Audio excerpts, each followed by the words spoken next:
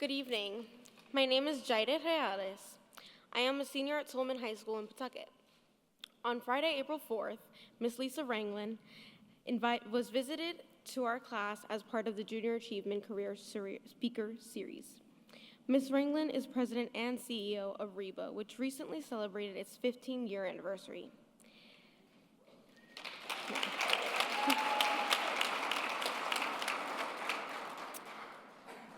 She came to speak with us about her journey from education to career and her experience as a leader here in Rhode Island. Ms. Ranglin shared her powerful life story and the obstacles she has overcome. One of the most inspiring moments she shared with us was about when she decided to pursue a degree in technology, despite her college advisors doubting her decision and suggested that she should study social work instead. She followed her passion and her ambition and went on to graduate with a bachelor's degree. Her story showed me how important it is to trust ourselves and not let what others think about us limit our potential. She also opened up about the deep personal losses she has faced throughout her life.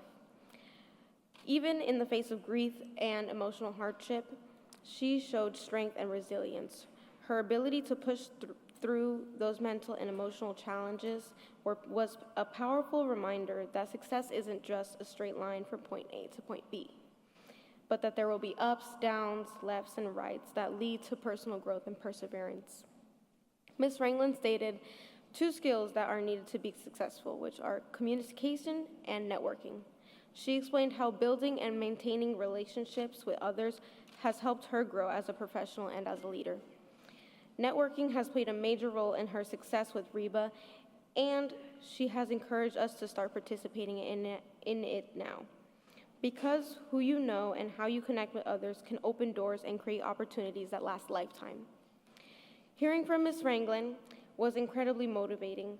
She reminded us that our dreams are valid, even if others don't always see them, and that with hard work and determination, we can overcome anything.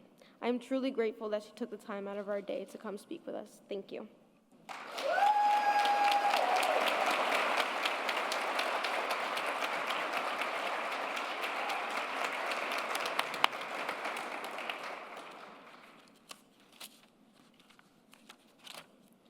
Thank you. Jaide.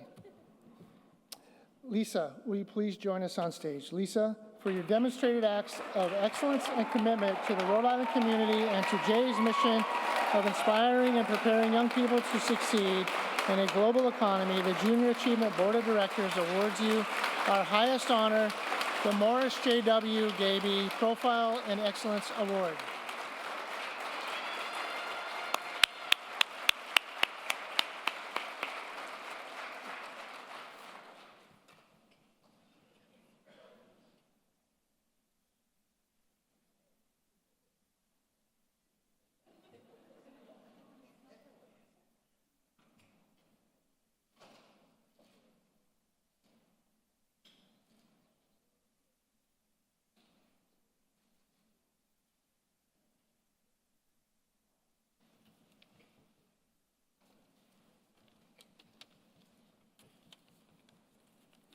Wow, they did it again. They had me crying in the classroom.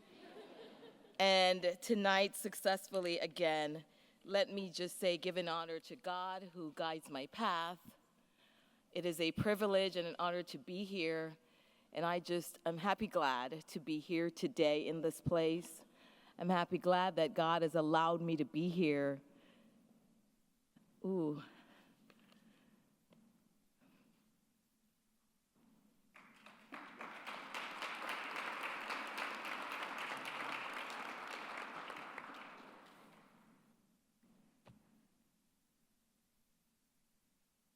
Let me just say, when I got the assignment to go to Tolman, and I was told it was supposed to be 45 minutes. And I was like, I can do that. And we talked for about almost 2 hours. And when I was trying to get out the room, they were like following me, grabbing on me. It was wild. And I made a commitment that I'll be going back, and I'm always in different schools across the state, but I will definitely be coming back. And then, of course, my social media blew up. I had LinkedIn requests, Facebook, Twitter. What's the other one I got on? Instagram, yeah. And TikTok. So that was wild. But let me just say, if you have never had, I've been at Junior Achievement many times. My Citizen folks, you all are in the room. When I used to work at Citizen, I participated in Junior Achievement. When I worked at B of A, Bank of America, I also participated there, and Fleet Bank goes all the way back. But let me just say a couple of things. This is a great organization. If you're not plugged in, make sure you stay locked. Follow them on social media. When you connect with the young people, when you go in and speak to the student, you will know that you are opening doors to opportunities and you are creating incredible and supporting incredible leaders. So I encourage you, if you're not yet plugged in, make sure that you are plugged in. But I must do a couple of things because I accept this recognition, this award, but this is not about me, this is about our community.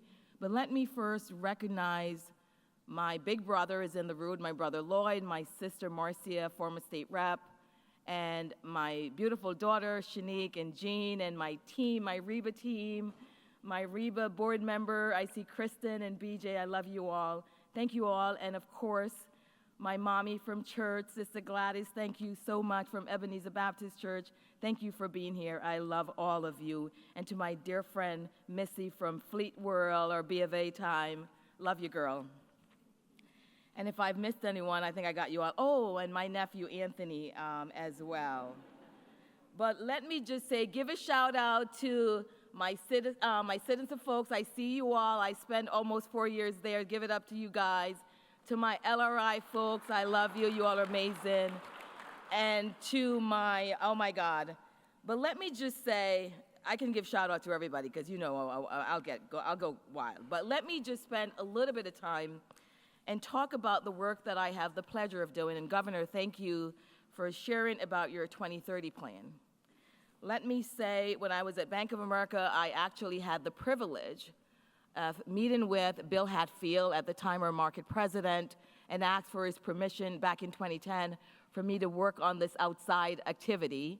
I founded the Rhode Island Black Business Association in 2010. It is now 15 years later, and we are one of Rhode Island's most, team? One of Rhode Island's fastest growing grassroots organization. You heard that correctly. Grassroots organization. We went from a volunteer-led, an all-volunteer-led organization where I was working out of my kitchen, working out of Dunkin' Donuts, to very recently purchasing our own building on 220 Smith Street in Providence with funding. Thank you, Senator Reed, Senator Whitehouse, Rhode Island Foundation, City of Providence. We now have a state-of-art building on 220 Smith Street. If you are, and it's, guess what? It's right up from the State House. So if you're looking for a space to meet, we have co-working space, we have office. If you're tired of working from home, check us out. All of that is on the web, www.ribba.org. Booker Hub, it's amazing. But let me talk a little bit about the incredible work that I had the pleasure of doing. And by the way, it's not work. So when I worked in corporate for 23 years, that felt like work. What I'm doing now, I am helping to change the lives of Rhode Islanders, people that are in need. So people will say you are the Rhode Island Black Business Association. We go by REBA. So we are REBA, right? We are working intentionally to close the racial wealth gap here in the state of Rhode Island. We are not a social services organization. We are driving economic growth in the state. I want to spend a little bit and talk about some of our impact, because I know the governor came up early and talked about his 2030 plan. What we're focused on is ensuring that Rhode Islanders, all Rhode Islanders, are thriving, not just some of us. So for example, over the last 15 years, we have serviced over 1,500 business owners. They account for over 3,000 plus jobs in the state of Rhode Island. Over the last year, our clients have secured over $1.9 million from banks, credit unions in the state of Rhode Island. So we're not an organization that's just here looking for a handout. We're a part of the solution. Let me just say, when we invest in real solution, I toot it all the time. I worked in banking for 23 years. I was a top performer. I love pay for performance. You all know what I'm talking about, my citizen folks. You know what it is, right? You work your butt off and get what? You get a huge payout.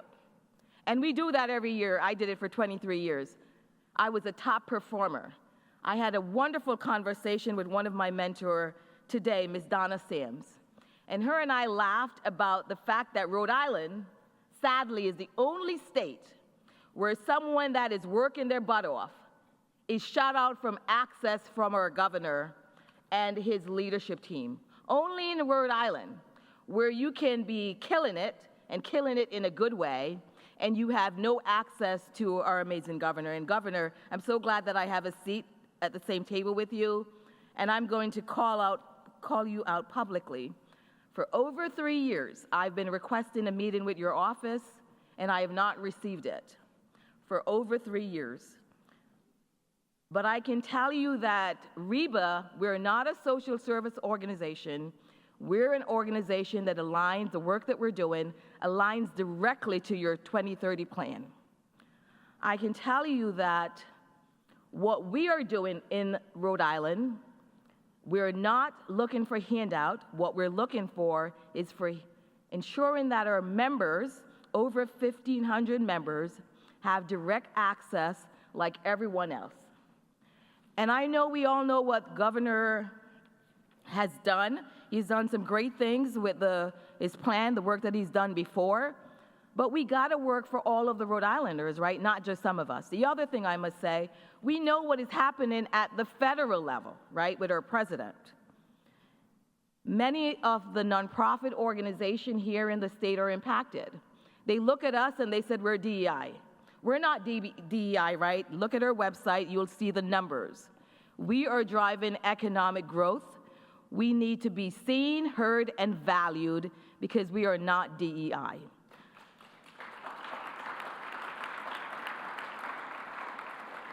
And yes, I am one of Rhode Island's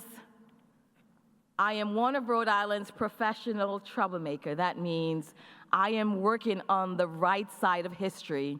And we at REBA, to my amazing team, we're on the right side of history.